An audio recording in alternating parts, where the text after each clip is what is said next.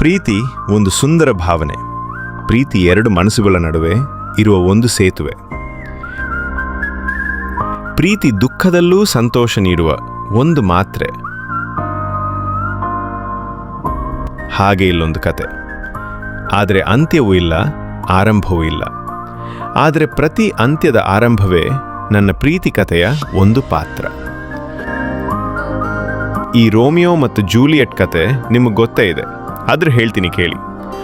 Romeo ಜೂಲಿಯೆಟ್ನ ಪ್ರೀತಿ ಮಾಡೋಕ್ಕೆ ಮುಂಚೆ ಯಾರನ್ನ ಪ್ರೀತಿ ಮಾಡ್ತಾ ಇದ್ದ ಅಂತ ಗೊತ್ತಾ?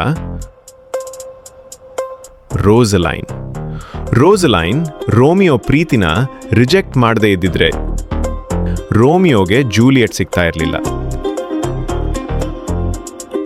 ಹಾಗೆ ನಮ್ಮ ಲೈಫಲ್ಲೂ ಕೂಡ ರೋಸಲೈನ್ ಥರ ಹುಡುಗಿರು ತುಂಬ ಜನ ಬರ್ಬೋದು, ಆದರೆ ಜೂಲಿಯೆಟ್ ಥರ ಹುಡುಗಿ ಬರೋದು ಒಂದೇ ಸರಿ. ಪ್ರೀತಿ ಒಂದು ಸರಿ ಆಗ್ಬೋದು, ಇಲ್ಲ ಅಂದರೆ ಎರಡು ಸರಿ ಆಗ್ಬೋದು, ಅದು ಕೂಡ ಇಲ್ಲ ಅಂದರೆ ಬಹಳ ಸಲಾನೂ ಆಗ್ಬೋದು. ಆದರೆ ಜೂಲಿಯೆಟ್ ಥರ ಹುಡುಗಿ ಸಿಗೋದು ಒಂದೇ ಸರಿ. ಯಾರಾದರೂ ಹುಡುಗಿ ನಿಮ್ಮನ್ನು ಬಿಟ್ಟು ಹೋಗ್ತಾ ಇದ್ದಾಳೆ ಅಂದರೆ ಅವಳ ಪಾಡಿಗೆ ಹೋಗೋಕೆ ಬಿಡಿ.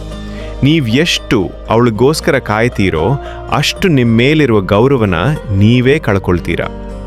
ಆದರೆ ಪ್ರತಿಯೊಬ್ಬರ ಲೈಫಲ್ಲೂ ಜೂಲಿಯೆಟ್ ಥರ ಹುಡುಗಿ ಬಂದೇ ಬರ್ತಾಳೆ. ಸರಿಯಾದ ಸಮಯ ಬರಬೇಕಷ್ಟೆ.